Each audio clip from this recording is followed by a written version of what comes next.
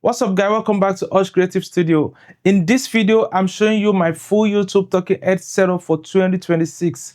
This is the exact setup I'm using right now to make this video, from my Sony FX3 as the main camera to my FX30 for my bureau, my Desview T12S teleprompter, and even the iPad I'm using to monitor everything wirelessly. So if you've been trying to build a cleaner setup for YouTube videos, tutorial, or just better talking head content in general, this video should give you some ideas. To be honest, this setup is still growing and I will probably keep improving things as I go, but I finally got to a point where it feels practical, clean, and actually enjoyable to use. Because it's one thing to own a jar and it's another thing to have a setup that actually helps you film faster, stay organized, and make better content consistently. So in this video, I'm going to walk through everything I'm using, why I'm using it, and how this whole setup comes together for my YouTube videos.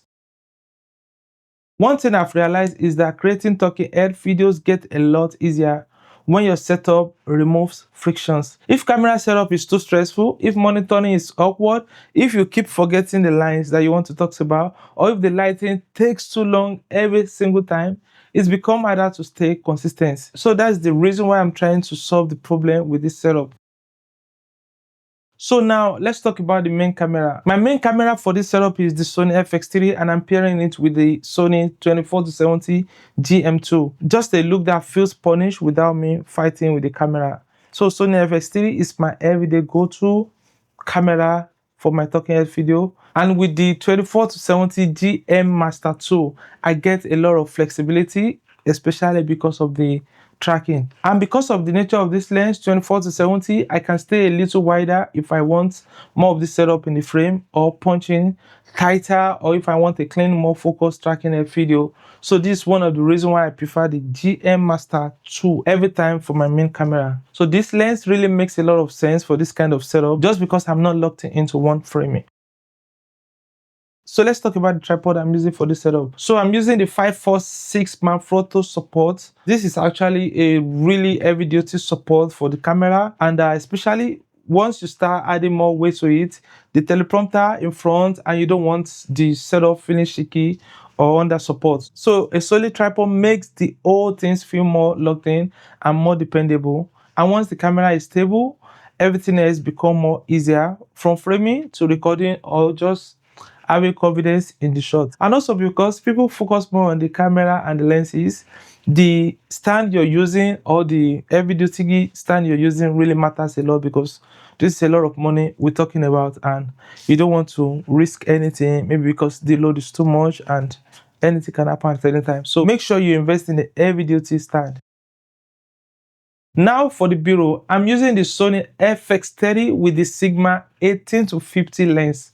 This setup is mainly there to help me get extra angle or detail shots, so the video doesn't feel like one long locked off camera angle, like for the whole time. So the FX30 is what I'm using most time for my bureau. That's one thing I'm trying to be more intentional about, especially on my content. I want the video to feel more dynamic, more engaging, and more visually polished. Even when the topic is simple, I still feel like I want the bureau in it. So the FX30 was great for that purposes. And also I've used FX30 before as my main camera in different situations. So this actually gives it extra product shots, side angle, detail shots, and anything I want to use to support what I'm talking about. In summary, the FX30 carries the main story and the FX30 helps bring the feature to life. So let's talk about the teleprompter. One of the biggest upgrades in this setup is definitely the Desview T12S teleprompter. And honestly, this is one of those things that can make a bigger difference than people think. For me, the teleprompter helps me stay focused, remember my key point, and keep the video moving without rambling too much. It also helps me feel more comfortable on camera, especially when I know what I want to say, but I just want a cleaner delivery. And that matters because I'm trying to be more consistent on YouTube. So instead of overthinking every sentence, the teleprompter helps me stay on track and get through the shot more faster than before. I'm still learning how to make it feel even more natural, but adding this to my setup was definitely the right move for me. let's talk about the monitoring system. Another important part of this setup is the iPad. I'm using a 2021 iPad 10.2 inches in size, 64 gig storage, and I'm using it wirelessly with the Sony monitor and control app. Also for solo filming, this really helps a lot. Being able to monitor the shots wirelessly just makes the whole process feel more easier. This helps me to check my framing, my positioning. It makes me to watch the shots and catch little mistake before I go too far into recording. And also it gives me more confidence when I'm filming myself. Because if you're creating alone, monitoring becomes a big part of the workflow, and instead of guessing whether the shot is still in frame, good look, I can actually see what is going on from the monitoring device. So the iPad is one of those pieces that quietly make the setup better, even though it's not the most exciting piece of gear on paper. So invest in iPad. Let's talk about the audio. For the audio, I'm using the DJI Mic Mini. And to be honest, good audio is one of the fastest ways to make your content feel better. You can have a nice camera, a good light, but if the audio is distracting, it kind of pushes people away out of your video. So I wanted something simple, compact, and easy to work with. The DJI Mic Mini fits really well into this setup because it keeps things lightweight. It's easy for me to just put it in a bag, and it works well for this kind of talking head video. I'm not trying to overcomplicate the audio side of things here. So I just want clean, clear sound that matches the quality of this visual setup. And that's really the role it plays for me in this setup. Now let's talk about the lighting, because this is a big part of what gives the whole setup its look. For my key light, I'm using the Amaran 300 with the Godox QR P70 with a 27.5 inches softbox. That's really what is shaping the main light on my face. I wanted something that gives me a soft, clean look, but still enough direction and contrast so the image does not feel flat. Then I'm also using the Amaran 150C with the Godox 12x47 softbox. That helps add more control and shapes to the setup. And for the background, I'm using two Nanlite Pavotube II 30XR lights. Those help me add separation and color to the screen, which is a big part of why the background feels more alive. This mix of the K light and the background light gives me the look I really wanted, and you can change the light any way you want. This setup is really important for me because I don't want my setup to look boring. I want it to feel more like my space. That's why this setup really works for me. Why this setup really works for me. What I like about this setup is that every piece has a job.